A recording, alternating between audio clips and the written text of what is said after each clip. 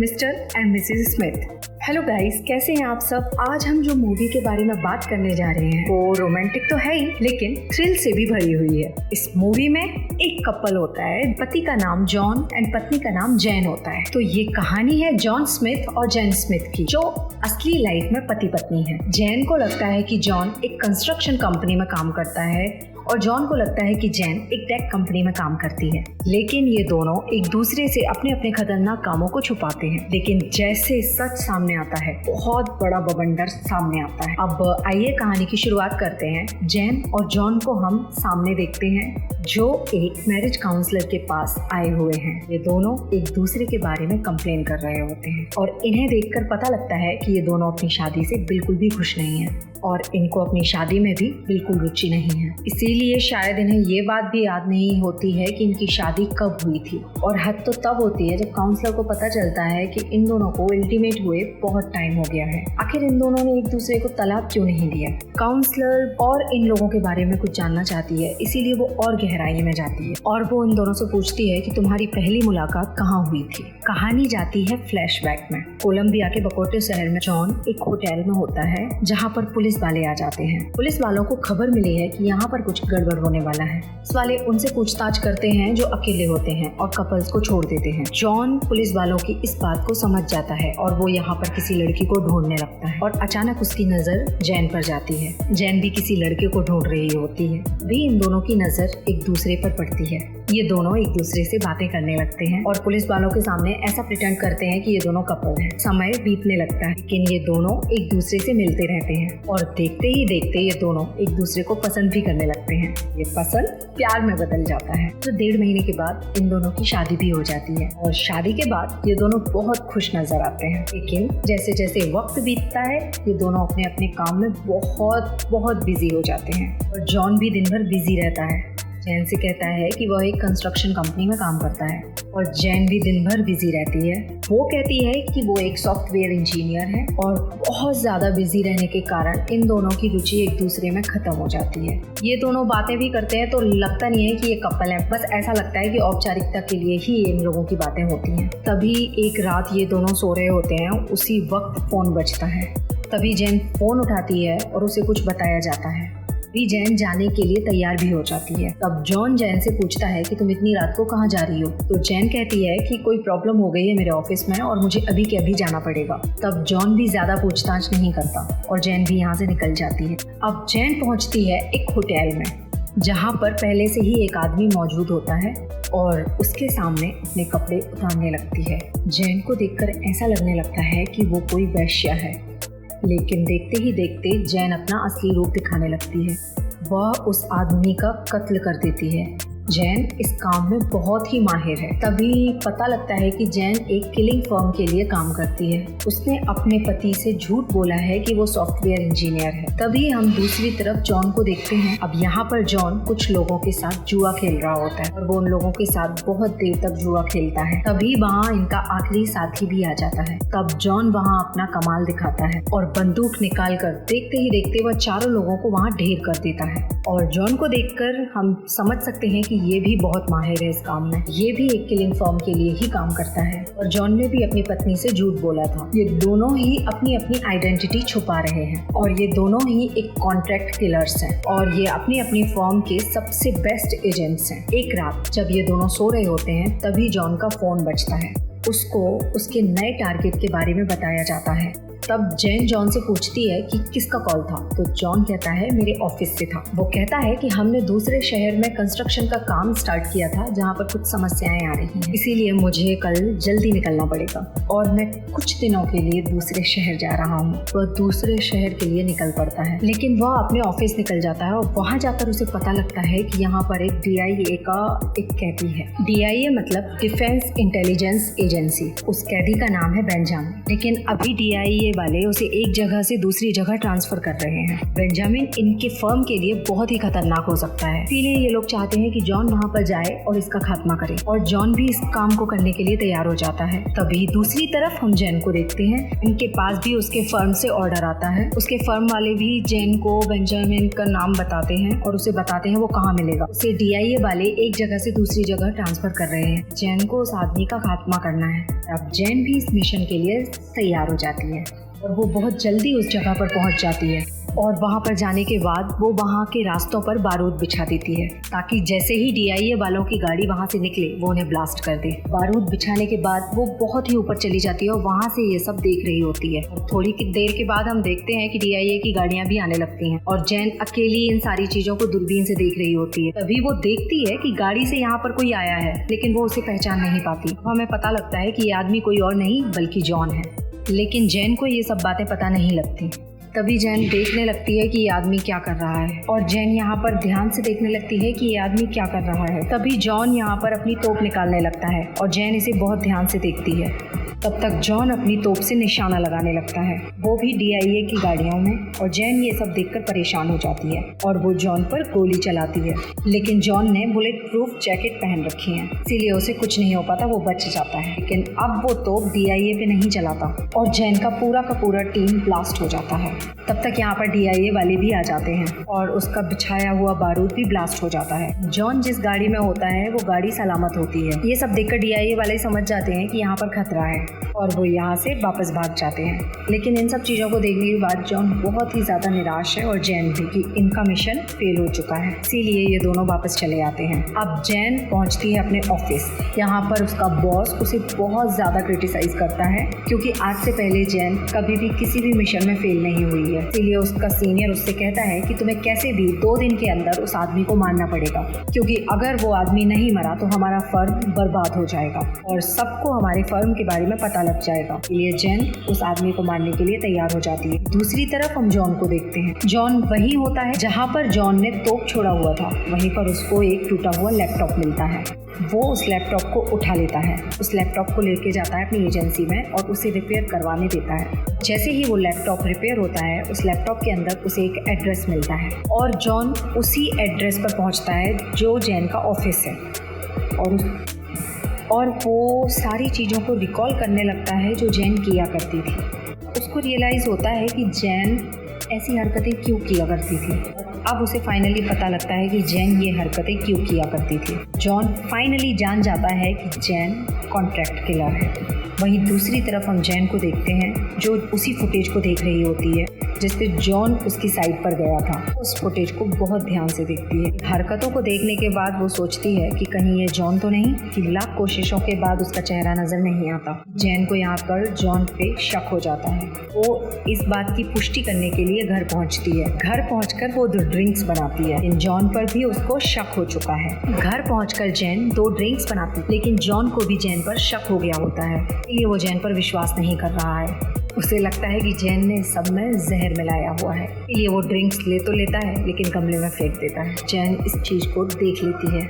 उसे इस बात की पुष्टि हो जाती है कि जॉन भी एक कॉन्ट्रैक्ट किलर है। जॉन पहुंचता है जैन के पास और उसे ड्रिंक्स देने लगता है। तभी वो जानबूझकर बॉटल नीचे गिरा देता है और जैन बहुत ही फुर्ती के साथ बॉटल को कैच कर लेती है। जॉन भी इस बात को समझ जाता है कि जैन भी एक कॉन्ट्रैक्ट किलर है। जैन उस बॉटल को फाइनली नीचे गिरा देती है और सारा का सारा शराब कारपेट पर गिर जाता है। ये जैन कहती है कि मैं इसे साफ करने के लिए कुछ लेकर आती हूँ और वो दूसरे कमरे में भागती है और जॉन भी दूसरे कमरे में भागता है। ये दोनों जान चुके हैं कि ये दोनों किलर्स हैं। अब इन दोनों को एक दूसरे पर बिल्कुल भी विश्वास नहीं। ये अपनी अपनी बंदूकें निकाल लेते हैं और जॉन पूरे घर में जैन को ढूंढने लगता है। तभी उसे गाड़ी की आवाज सुनाई पड़ती है और वो समझ जाता है कि जैन यहाँ से भाग रही है, इसीलिए वो उसका पीछा करने लगता है। जॉन के हाथ से गलती से गोली चल जाती है। इस चीज को देख करके बहुत गुस्सा हो जाती है और वो विश्वास नहीं कर पाती कि जॉन उस पर गोली कैसे चला सकता है। जॉन उसके सामने आ जाता है और कहता है, मैं तुम्हें मारना नहीं चाहता, सिर्फ तुमसे बात करना चाहता हूँ। लेकिन जैन गाड़ी नहीं रुकती। जॉन उसकी गाड़ी के ऊपर चढ़ जाता है। जैन से कहता है, मुझे बस तुमसे बात करनी है।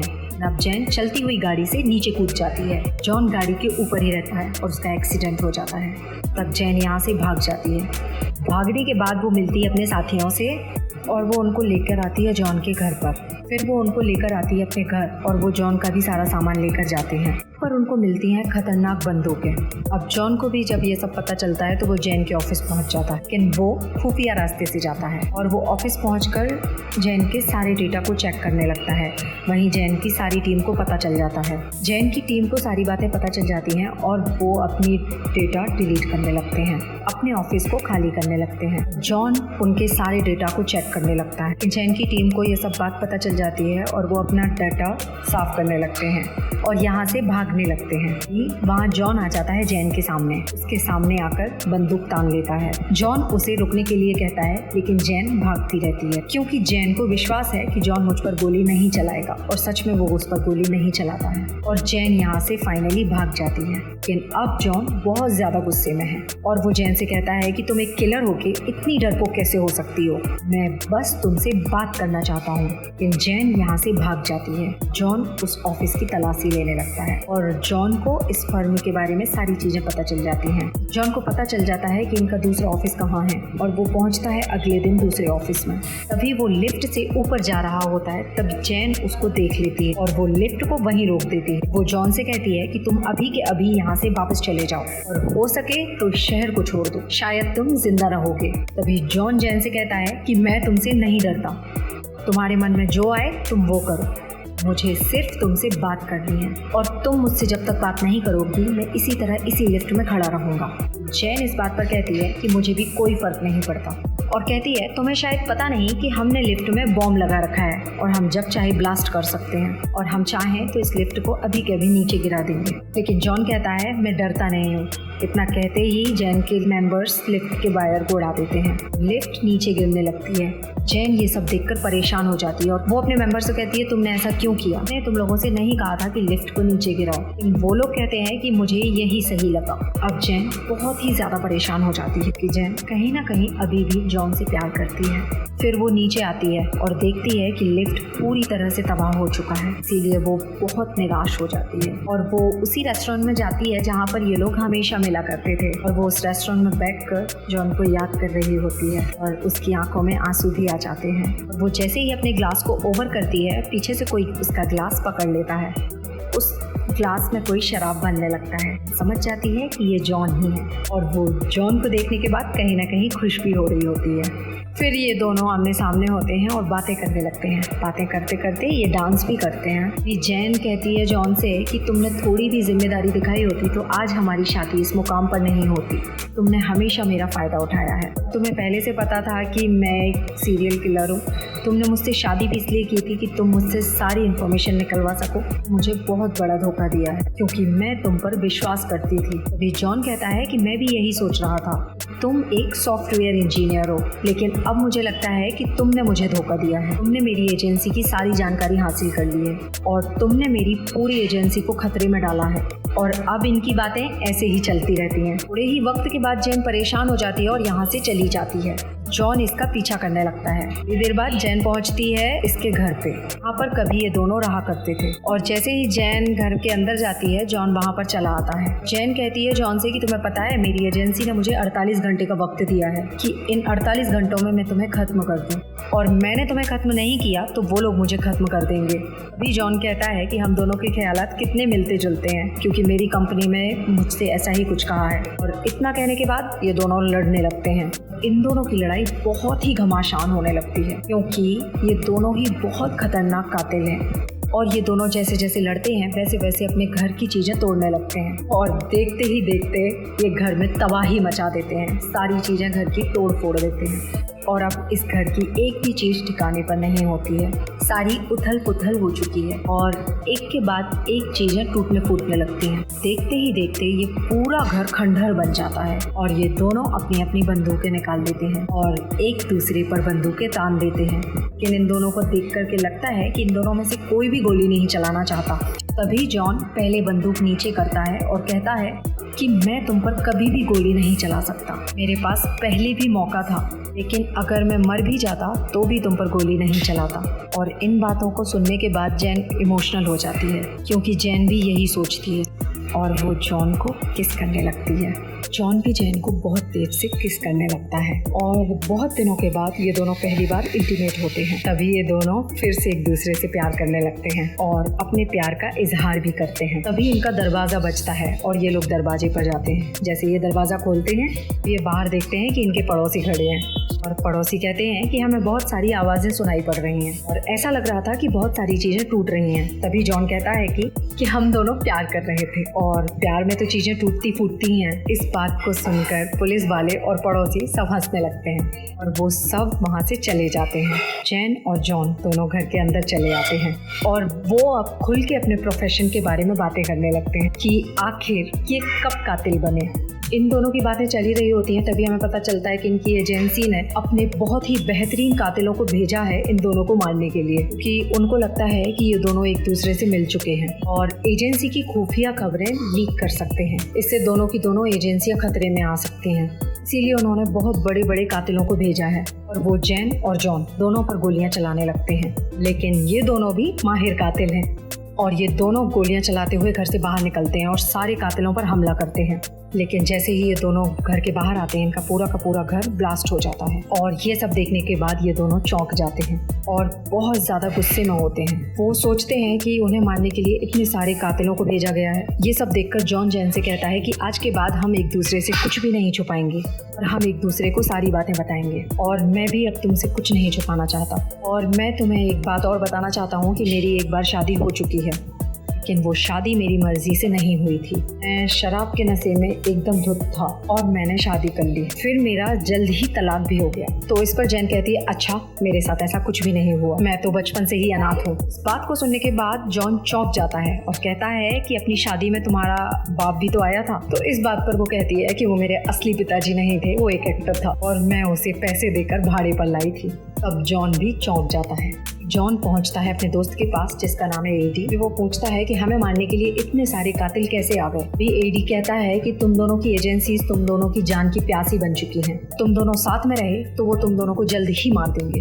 एजेंसी को लगता है कि तुम दोनों एक दूसरे की जानकारी एक्सचेंज कर दोगे जिससे एजेंसीज खतरे में आ जाएंगे। उन्होंने $4 लाख का ऑफर दिया था कि मैं तुम्हें मार दूं, लेकिन मैंने उन पैसों को ठुकरा दिया और तुम लोगों के पास बस अब एक ही चारा है। तुम लोग बेंजामिन को पकड़ लो, एजेंसी के हवाले कर दो ताकि तुम दोनों पर उन्हें फिर से विश्वास हो जाए और शायद वो तुम्हें छोड़ दें। और इन दोनों को भी ये प्लानिंग सही लगती है और वो पहुंचते हैं DIA की जेल में। यहाँ पर पहुंचकर वो अपना कमाल दिखाते हैं और बहुत ही चालाकी से बेंजामिन का किडनैप कर लेते हैं और उसे लेकर के जाते हैं एक होटल में और उसे धमकाने लगते हैं। उससे कहते हैं, हमें बताओ कि आखिर हमारी एजेंसी तुम्हारे पीछे क्यों लगी है, ऐसी क्या खास बात है तुमने कि दोनों एजेंसीज तुम्हारे पीछे लगी हैं और हमने तुम्हें अगर अपनी एजेंसीज के हवाले कर दिया तो वो तुम्हें मौत के घाट जरूर उतारेंगे। इसीलिए तुम्हारे लिए अच्छा यही है कि तुम मुझे पहले सच्चाई बता दो। इस पर बेंजामिन कहता है कि मैं बस एक आम आदमी हूँ और मैं बस एक चारा हूँ। वो एजेंसीज कभी भी मुझे मारना नहीं चाहती थी, वो तुम दोनों को मारना चाहती थी क्योंकि उन्हें पता है कि तुम दोनों क्या करते हो। जैसे ही उन एजेंसीज को पता लगा कि तुम दोनों पति पत्नी हो तो वो डर गए और उन लोगों को लगा कि तुम लोग उनकी एजेंसीज की जानकारी लीक कर दोगे और उन एजेंसीज ने तुम दोनों को एक आदमी को ही मारने के लिए भेजा जो कि मैं हूँ। उनको लगा कि इस चक्कर में तुम दोनों की भिड़ंत होगी और तुम दोनों एक दूसरे को मार दोगे, लेकिन ऐसा नहीं हुआ और तुम दोनों अभी भी जिंदा हो। लेकिन वो एजेंसीज वाले कभी नहीं रुकेंगे। वो एजेंसीज वाले तब तक नहीं रुकेंगे जब तक वो तुम दोनों को ना मार दें। उसकी सारी बातों को सुनने के बाद अब जॉन सारी बातें समझ जाता है। अब जॉन सोचता है कि उसके पास जरूर कोई ना कोई ट्रैकर है। जॉन इस आदमी की तलाशी लेता है और उसे एक ट्रैकर मिलता है और वो कहता है, असली दंगल तो अब होगा। वो दोनों एजेंसीज हमारे पीछे हैं, लेकिन अब हम उनके पीछे जाएंगे और हम उन्हें मौत के घाट उतार देंगे ताकि वो कभी भी हमारे पीछे ना आए। इतना कहने के बाद ये दोनों ट्रैकर्स को लेते हैं और निकल पड़ते हैं हथियारों के गोदाम में और अपने सारे हथियारों को इकट्ठा करते हैं। इनके पास यहाँ पर ट्रैकर होता है। इसको ट्रैक करते करते एजेंसीज के सारे लोग यहाँ पर आ जाते हैं और यहाँ पर घमासान शुरू हो जाता है और यहाँ पर पता चलता है कि ये क्यों सबसे बेहतर है। जैसे जैसे लोग इनके पास आते जाते हैं ये सबको मौत के घाट उतारते जाते हैं। जैसे ये सबको मार रहे थे इनके अंदर का तजुर्बा दिखता है कि ये क्या कर सकते हैं और ये गोलियां भी ऐसे चलाते हैं जिसे देखकर पता चलता है कि इन्होंने हजारों बार गोलियां चलाई हैं और ये बंदूकों को ऐसे घुमाते हैं और उसके ट्रिगर को ऐसे दबाते हैं जिसे देखकर लगता है कि ये इनका रोज का काम है। जिस काबिलियत के साथ ये सारे एजेंट्स को मारते हैं उसे देखकर लगता है कि इनके सामने खड़े होने की औकात तो किसी की भी नहीं है और पता चलता है कि ये सबसे बेहतर क्यों है। देखते ही देखते ये लोग चारों तरफ लाशें बिछा देते हैं और ये लोगों को चुन चुन कर मारते हैं। उनमें से कोई भी जिंदा नहीं बचता है। ये दोनों एजेंसीज को तबाह कर देते हैं और तब जाकर इन्हें राहत की सांस मिलती है कि अब इनके पीछे कोई भी नहीं आएगा और समय ऐसे ही बीतने लगता है। और थोड़े समय के बाद ये लोग फिर से जाते हैं मैरिज काउंसलर के पास, लेकिन अब ये दोनों अपनी अपनी शादी से बहुत ही खुश हैं। तभी काउंसलर जेन से पूछती है कि तुम अपने पार्टनर को फिजिकल इंटीमेसी में कितने नंबर दोगे, तो जेन कहती है 10 out of 10। और इसी के साथ आज की हमारी फिल्म खत्म होती है। तो आपको ये फिल्म कैसी लगी कमेंट में ज़रूर बताएं।